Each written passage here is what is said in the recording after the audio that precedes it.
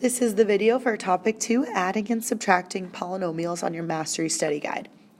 When we add and subtract polynomials, the biggest key is to combine like terms. That means we can only add or subtract things with the same variable and the same exponent. So if we take a look at the first example, we've got an addition sign in between. So really right now the parentheses don't matter. If I pick one term, say 5x to the third power, I can only add it with something else that has x to the third. So the only other term it can combine with is negative 4x to the third.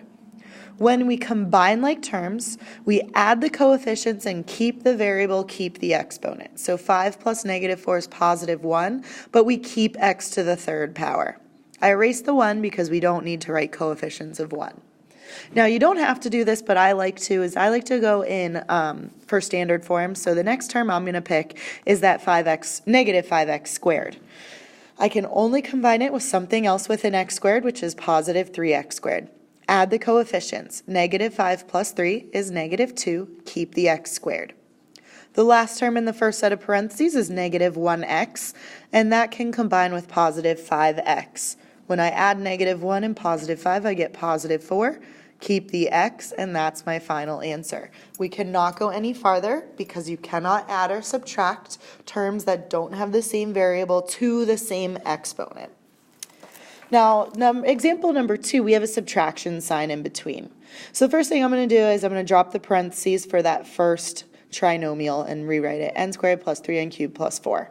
Now the subtraction sign means I need to change the signs of everything in the second set of parentheses. So positive 3n to the third becomes negative 3n to the third.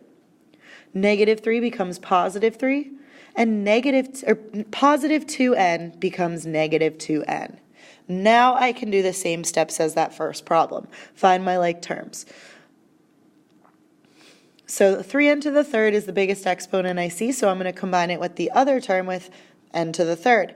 Now, positive 3 and negative 3 add to 0, so they actually cancel each other out. So that's just gone.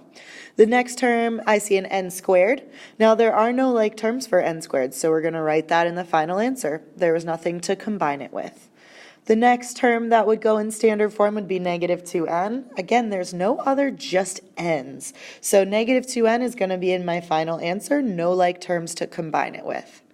If we take a look at what's left, positive 4 and positive 3, those will add to positive 7. And that's going to be my final answer. Thank you for listening.